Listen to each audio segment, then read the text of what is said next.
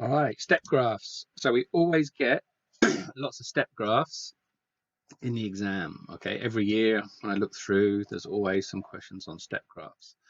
And the concept is fairly simple. It's just there are so many places where you can make some silly mistakes.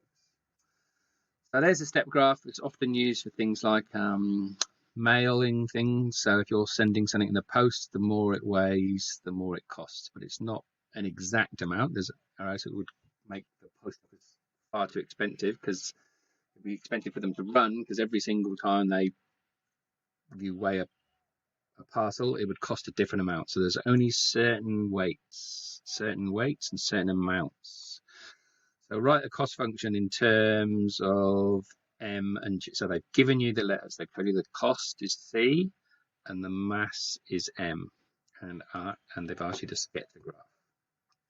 So all we're doing is taking this and writing it in a mathematical notation way. So the cost will be $1.20, $2, $4.50, or $4. And we've just got to write this bit mathematically. So up to 50. So less than or equal to 50. So if something's 20 grams, 30 grams, the tricky bits are where it gets close to it. So if it's 49 grams, obviously it's in this section. And if it's 50 grams, it's in this section as well, because this one says over 50. This one's over 100. So look, this one is a less than or equal to. That one's a less than. That one's a less than or equal to. So if it's 50, it goes in here. If it's 51, it'll go in here. And if it's 100, it'll go in here.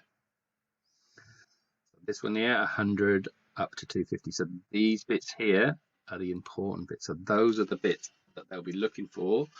You can't afford to make silly mistakes. Now, when you draw the graph, so we know roughly what we need to go up to. So we know the cost needs to go up to $4. So we could well have done a 5 there to cover ourselves.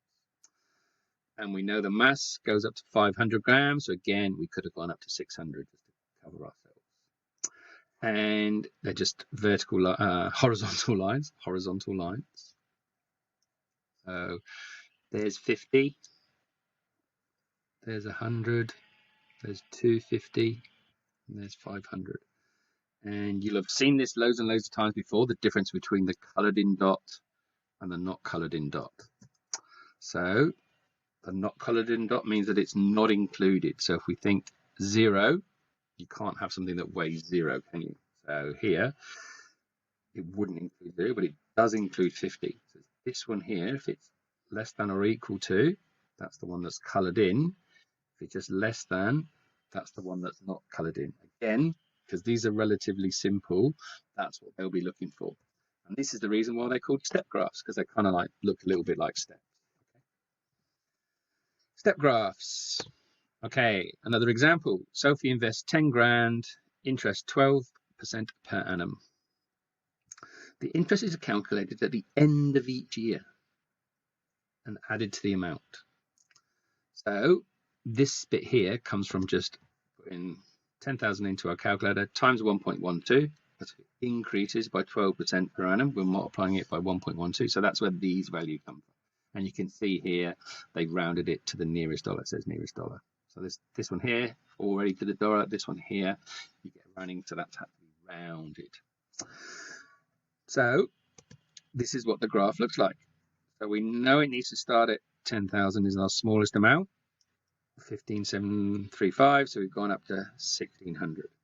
We know it's only done for 5 years, so we've gone 1, 2, 3, 4, 5 years. So at the start, it's worth 10,000. Now at the end of the year, it says here, the interest calculated at the end of each year and is added to the amount. Sketch the graph. So at the end of that year, it's still only worth 10,000, and then immediately in the next year, it jumps up. Then we work out what the 1.1 12% was, goes up, goes up, goes up. So this would be a really good question, because you can see so many places there to make mistakes here. So if they put a question like that in the exam, make sure you know what you're doing. Each time interval, you draw the appropriate line signal, so line segment. So that means is included, isn't included. Now, I've put a couple of exam questions in. So remember the NH stands for Northern Hemisphere. So make sure, there's only 5 questions there, make sure you're doing the exams as they go. Mr. Patch, over and out.